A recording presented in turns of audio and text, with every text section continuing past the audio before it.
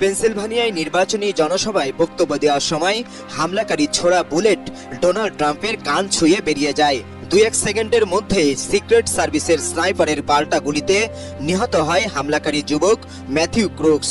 ট্রাম্পের দলের সমর্থক হওয়া সত্ত্বেও সাবেক প্রেসিডেন্টকে হত্যা চেষ্টার রহস্য নিয়ে বেঁধেছে দানা।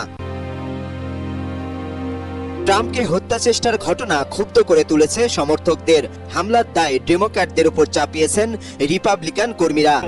মার্কিন ইতিহাস বলছে শনিবারের ঘটনায় বাড়বে ট্রাম্পের জনসমর্থন।